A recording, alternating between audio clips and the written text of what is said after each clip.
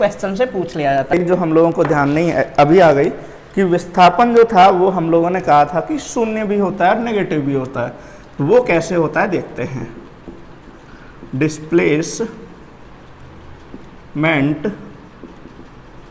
यानी विस्थापन, हम लोगों ने एक जो वर्ड लिखा था यहाँ पर, वर्ड ये था कि ये होता है नेगेटिव और होता है जीरो। कैसे होता है बात करते हैं। देखिए, कोई भी पार्टिकल है इस जगह से शुरू होता है चलना और एक वृत्त में यानी कि एक गोल गोल चक्कर निकाल लेता है। जैसे आप लोग दौड़ते हैं किसी गोल मैदान या गोल पार्क में, तो वहाँ पर क्या होता है, आप एक पॉइंट से चलते हैं, घूम के वापस उसी पॉइंट पर आ जाते हैं। तो इस कंडीशन में क्या होगा, ये हो गया उसका वृत्त का केंद्र, सेंटर सी।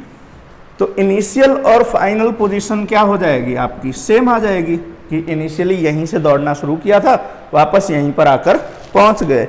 तो दूरी क्या होगी इस केस में, मान लीजिए कि ये जो रेडियस है, ये रेडियस कितनी है 7 मीटर। तो दूरी कितनी आपने तय की, दूरी कितनी तय की इस केस में दूरी यानी कि डिस्टेंस कितनी हो गई इस केस में।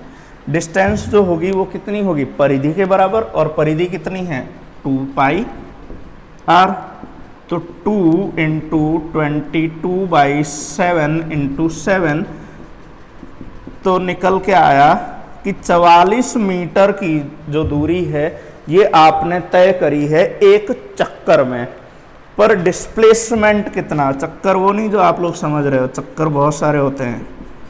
विस्थापन यानी डिस्प्लेसमेंट, तो डिस्प्लेसमेंट कितना होगा, डिस्प्लेसमेंट यहाँ पर क्या होगा, इनिशियल पॉइंट और फाइनल पॉइंट सेम है, तो इस कंडीशन में डिस्प्लेसमेंट होगा 0, यानी कि प्रारंभिक और अंतिम अवस्था क्या रहेगी, समान रहेगी। इसलिए यहाँ पर विस्थापन कितना आएगा 0। तो ये वो केस है जब आपको क्लियर हो गया कि डिस्टेंस जो है वो तो है पॉजिटिव पर डिस्प्लेसमेंट क्या है 0। क्लियर हो गई ये चीज़। अब डिस्प्लेसमेंट नेगेटिव कब और कैसे होता है इसकी भी बात कर लेते हैं हम लोग।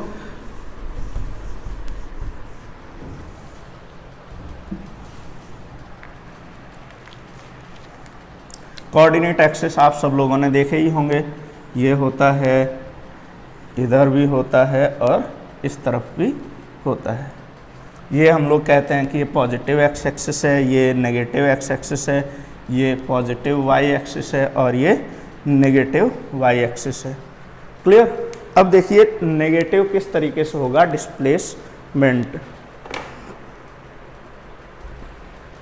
मान लीजिए कि कोई एक पार्टिकल था, ओरिजिन पे बैठा था, तो इनिशियल पोजीशन ये हो गई ओरिजिन वाली यानी मूल बिंदु वाली। यहाँ से क्या हुआ, चलना शुरू करता है एक्स एक्सिस की दिशा में, पॉजिटिव एक्स एक्सिस की डायरेक्शन में, किसी पॉइंट बी तक जाता है और बी से वापस मुड़ करके 180 डिग्री मुड़ के और आता है सी पर, और यहाँ पर आकर के वो क्या करता है, अपना मोशन खत्म कर लेता है, अपनी गति को खत्म कर देता है, पूरा प्रोसेस खत्म हो जाता है। तो इस कंडीशन में अगर हम लोग देखें तो शुरुआत कहाँ से की थी, ए से। तो ए क्या हो गया हमारा इनिशियल पॉइंट, जिसको कि हम लोग बोलते हैं प्रारंभिक बिंदु। पॉजिटिव एक्स एक्सिस की दिशा में गया, बी तक गया, बी से मुड़ के वापस आया सी तक। तो यहां पर क्या होगा, ये जो है ये हमारा क्या हो जाएगा, फाइनल पॉइंट या फाइनल पोजीशन, यानी कि अंतिम बिंदु। देखिए शुरुआत जिस दिशा में करी थी उसके विपरीत दिशा में आकर के अंतिम बिंदु पर वो अपनी गति खत्म कर रहा है। और हमने एक चीज और बात करी थी कि डिस्प्लेसमेंट यानी कि विस्थापन जो है ये कौन सी राशि होती है, सदिश यानी कि वेक्टर क्वांटिटी होती है। तो यहाँ पर देखिए दो अलग अलग दिशाएं दिखाई जा रही हैं, पर क्या है, इनिशियली पहले शुरुआत किस दिशा में करी थी, पॉजिटिव एक्स एक्सिस में, पर खत्म कहाँ पर की है, नेगेटिव एक्स एक्सिस में। तो इसलिए इसकी जो एक्चुअल डायरेक्शन जो थी, जो शुरुआत करी थी इधर, पर नेट डिस्प्लेसमेंट की बात की जाएगी तो नेट डिस्प्लेसमेंट कितना आएगा, ये निकल के आएगा, ये जो होगा ये क्या आएगा, विस्थापन,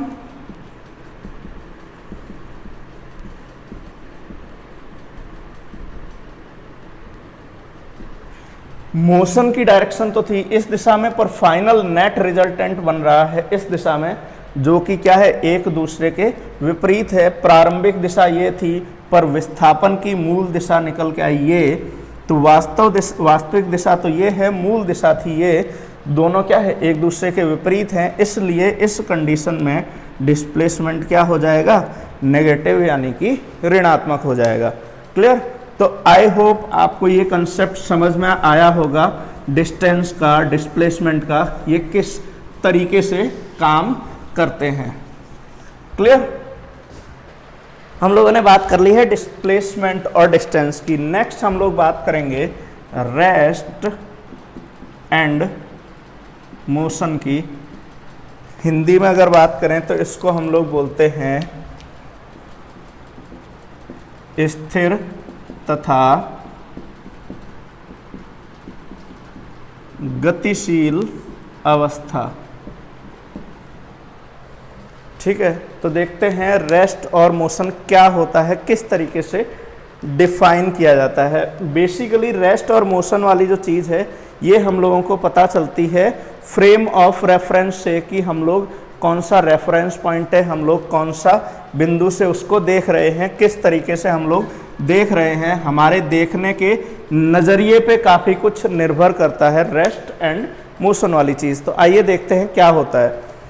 मान लीजिए कि आप किसी बढ़िया सी कार में बैठ के जा रहे हैं, तो मान लिया कि आप एक बहुत बढ़िया सी, ये कार है आपकी, इस कार में आप बैठे हैं और बैठ के जा रहे हैं आप किसी से मिलने। तो आप इस कार में बैठे, अकेले अकेले बैठे, और बैठ के आप बाहर देख रहे हैं पूरी दुनिया भर की चीज़ की, दुनिया में क्या कुछ हो रहा है। तो जब आप चल रहे हैं इस दिशा में, और यहाँ पर कोई बड़ा सा पेड़ है, मान लीजिए दूर कहीं आपको एक बड़ा सा पेड़ नज़र आया, तो जब आप कोई गाड़ी में बैठ के जा रहे हैं, दूर आपको एक पेड़ नज़र आता है, तो आपको ऐसा लग रहा होता है कि ये पेड़ कहाँ जा रहा है, पीछे की तरफ जा रहा है। ठीक है, जो कि कहीं पर भी किसी भी एंगल से कुछ भी गलत नहीं लग रहा है, आपको बिल्कुल सही लग रहा है, क्योंकि आप क्या कर रहे हैं, खुद को अगर स्थिर अवस्था में माने तो ये चीज़ पूरी पीछे की तरफ जा रही है, पर एक्चुअल क्या हो रहा है, आप उस पूरे ऑब्जेक्ट के साथ आगे की तरफ जा रहे होते हैं।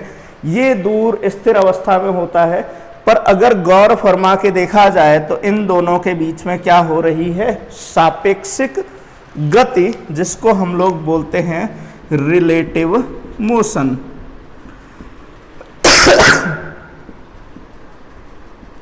रिलेटिव मोशन, जिसको हम लोग बोलते हैं सापेक्षिक गति। अब देखते हैं ये सापेक्षिक गति होती क्या है। आप मान लीजिए कि जा रहे थे, आपको लगा पेड़ पीछे जा रहे हैं, थोड़ी देर बाद आप जहाँ कहीं जिससे मिलने गए थे पहुँच गए, उनके साथ आप गाड़ी में बैठे और जा रहे हैं किसी रेस्टोरेंट की तरफ, की बैठ के आराम से बात करेंगे, खाना खाएंगे। तो जब आप उस कार में बैठे, तो कार में बैठ के जब आप गतिशील हुए, मूवमेंट कर रहे हैं, तो आपके सापेक्ष में जो ड्राइवर जो गाड़ी चला रहा है उसका मोशन क्या है, कोई भी मोशन नहीं है, क्योंकि आप बगल वाली सीट में बैठे हैं, वो गाड़ी चला रहे हैं, दोनों एकदम बढ़िया, दोनों के बीच में कोई भी सापेक्षिक गति नहीं हो रही है, जबकि गाड़ी आगे की तरफ चल रही है। तो इसका मतलब जब गाड़ी के अंदर जो दोनों लोग बैठे हैं, इन दोनों के बीच में कोई भी रिलेटिव मोशन नहीं है, यानी कि कोई भी सापेक्षिक गति नहीं है। अगर कोई भी सापेक्षिक गति नहीं है तो बगल में जो आपके जो बैठा है या बैठी है उसके सापेक्ष आपकी कोई भी गति नहीं है। पर जो लड़का इस पेड़ पर बैठा था, उस पेड़ पर बैठे हुए लड़के के हिसाब से तो आपकी गाड़ी क्या हो रही है, आगे की तरफ जा रही है।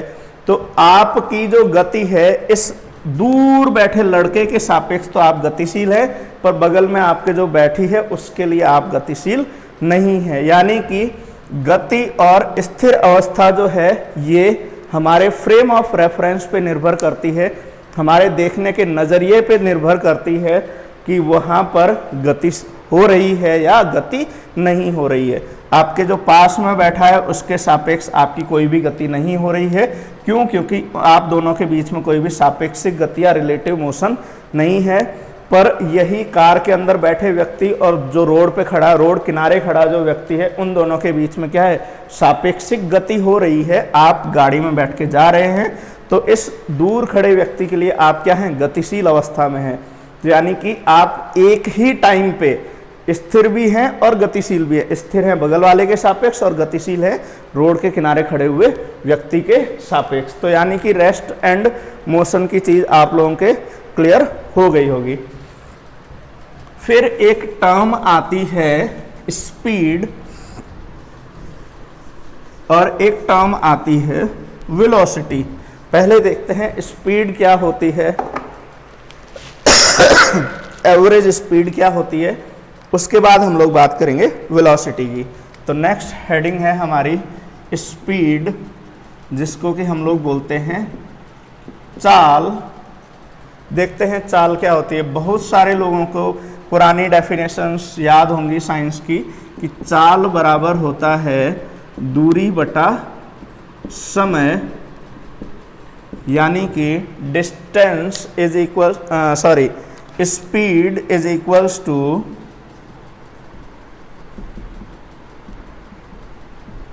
Distance upon time. अब आप लोग कह रहे होंगे कि सर अभी भी हम लोग यही सब पढ़ते रहेंगे क्या, कि डिस्टेंस, डिस्प्लेसमेंट, स्पीड और ये चाल वाल। तो ये हम लोगों के एग्जाम में क्वेश्चन नहीं पूछता है। एग्जाम में जो क्वेश्चन पूछता है वो इसका नेक्स्ट है, वो है हमारा एवरेज स्पीड। एवरेज स्पीड का क्वेश्चन आप लोगों के एग्जाम में आता है, जिसको हम लोग बोलते हैं औसत चाल। इसका क्वेश्चन आपके एग्जाम में आता है। अब क्वेश्चन किस तरीके से आपके एग्जाम में आता है, मान लीजिए कोई भी एक पार्टिकल या कोई एक व्यक्ति है, ए पॉइंट से स्टार्ट होता है और बी पॉइंट तक जाता है।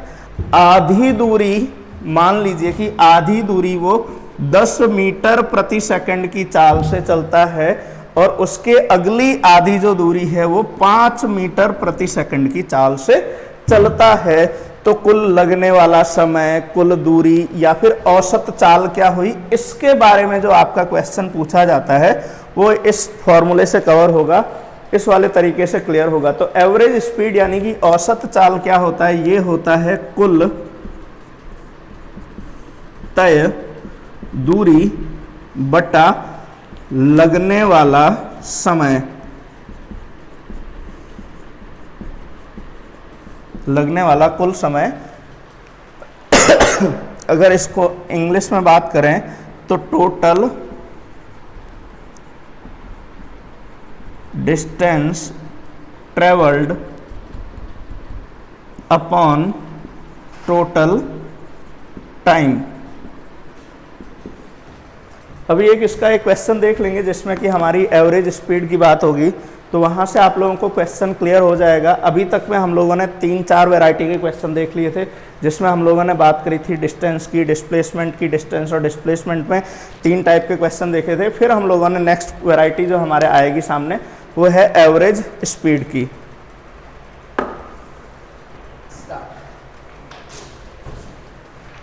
नेक्स्ट हम लोग बात करेंगे velocity, average velocity, instantaneous velocity, इन सब के बारे में। देखिए वेलोसिटी क्या होती है, इसको हम लोग बोलते हैं वेग। इसकी एक डेफिनेशन है बहुत फेमस, सब लोगों को पता है, rate of change of displacement is known as velocity.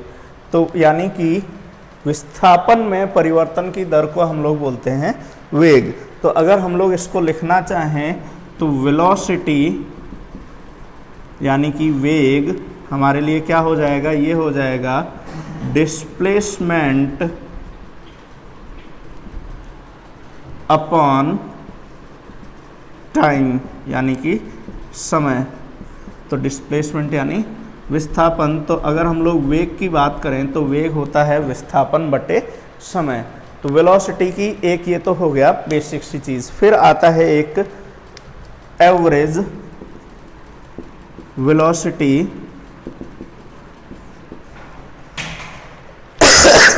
Average velocity क्या होती है, इसको हम लोग डिनोट करते हैं वी एवरेज से, और ये होती है हमारी डेल्टा एस बटे डेल्टा टी। यानी कि डेल्टा टी वो टाइम है जिस टाइम में ये डेल्टा एस विस्थापन तय करते हैं। तो वहाँ पर एवरेज वेलोसिटी जो ये होगी वो बनेगी हमारे लिए delta S upon delta T. फिर इसके बाद हम लोगों के एक जो टर्म काम में आती है वो होती है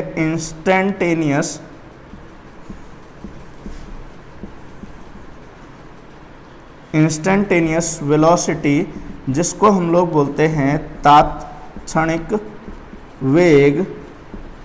तात्क्षणिक वेग क्या होता है? तात्क्षणिक वेग जो होता है, जैसे मान लीजिए कि डेल्टा टी जो टाइम था, जिसमें कि ये जो डेल्टा टी टाइम था, इसमें इन्होंने क्या किया था, डेल्टा एस विस्थापन तय किया था। अब अगर मैं कहूँ कि किसी प्रति क्षण या किसी ऐसे क्षण पे हमको बताना है कि मान लीजिए कि t बराबर 0.001 सेकंड पर कितना वेग होगा, तो ये क्या हो गया, एक कोई एक पल हो गया, एक क्षण हो गया, एक मोमेंट हो गया। तो वो जो मोमेंट या फिर किसी एक छोटे से समय अंतराल के लिए जो वेग होगा उसको हम लोग बात करेंगे इंस्टेंटेनियस वेलोसिटी की। तो वहाँ पर क्या होगा, ये जो समय है, ये समय क्या हो जाएगा, बिल्कुल कम। समय में परिवर्तन, समय नहीं, समय में परिवर्तन क्या हो जाएगा, बिल्कुल कम, यानी कि लगभग शून्य के बराबर। तो उसको हम लोग रिप्रेजेंट करते हैं limit delta t tends to 0। इसका मतलब क्या हुआ, जो समय में जो परिवर्तन है वो लगभग शून्य के बराबर है, यानी कि शून्य होने वाला है पर हुआ नहीं है। उस समय जो वेग होगा वो क्या आ जाएगा, इंस्टेंटेनियस वेलोसिटी।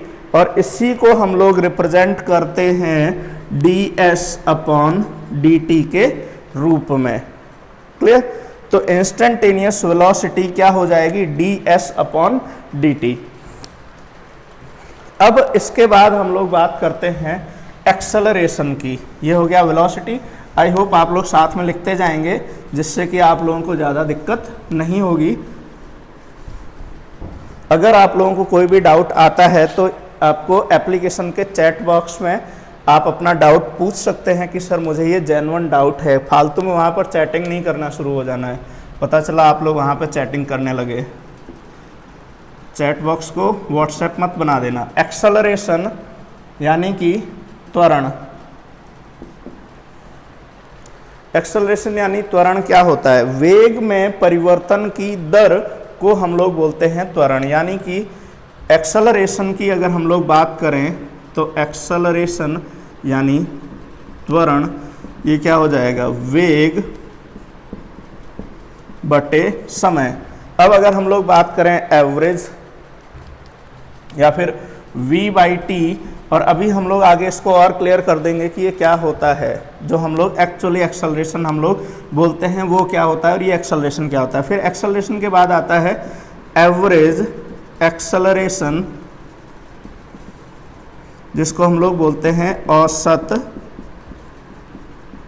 त्वरण, और ये होता है हमारा delta v upon delta t। Clear? फिर नेक्स्ट जो आता है ये आता है हमारे लिए इंस्टेंटेनियस एक्सेलरेशन, जिसको कि हम लोग बोलते हैं तात्क्षणिक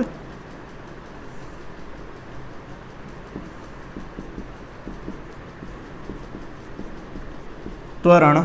और ये होता है कोई भी छोटे से समय अंतराल के लिए, यानी डेल्टा टी टेंड्स टू क्या हो जाए, 0। तो limit delta t tends to 0 delta v by delta t, इसको हम लोग बोलते हैं इंस्टेंटेनियस एक्सेलरेशन और लिखते हैं dv/dt से। तो यहाँ पर हम लोगों ने तीन चीज़ें क्लियर कर ली। तीनों चीज़ें क्या क्या थी, एक तो थी विस्थापन, जिसको हम लोगों ने नाम दिया था डिस्प्लेसमेंट का, उसको हम लोग लिखते हैं s से। फिर हम लोगों ने बात करी थी वेलोसिटी यानी वेग, और इसको हम लोगों ने नाम दिया था v, और इसका हम लोगों ने फॉर्मूला लिखा था, ये फॉर्मूला था हमारा ds/dt। फिर हम लोगों ने बात करी थी त्वरण की, जिसको कि हम लोग बोलते हैं एक्सेलरेशन, और इसको रिप्रेजेंट किया था a से, और ये था हमारा dv/dt। अब देखिए यहाँ पर v जो है, v को हम लोग क्या लिख सकते हैं, ds/dt। अगर हम लोग v को ds/dt लिख सकते हैं तो ये क्या हो जाएगा, d2s/dt²। और अगर यही चीज़ यहाँ पर लिखें तो एक्सेलरेशन का एक और बनेगा, वो हो जाएगा d2s/dt²। अब आप लोग कह रहे होंगे कि सर ये अलग से क्यों लिखवाए, तो ये अलग से इसलिए लिखवाए क्योंकि इस पे बेस्ड क्वेश्चन आता है। क्वेश्चन कैसे आता है, अभी हम लोग एक क्वेश्चन सॉल्व करके देखते हैं।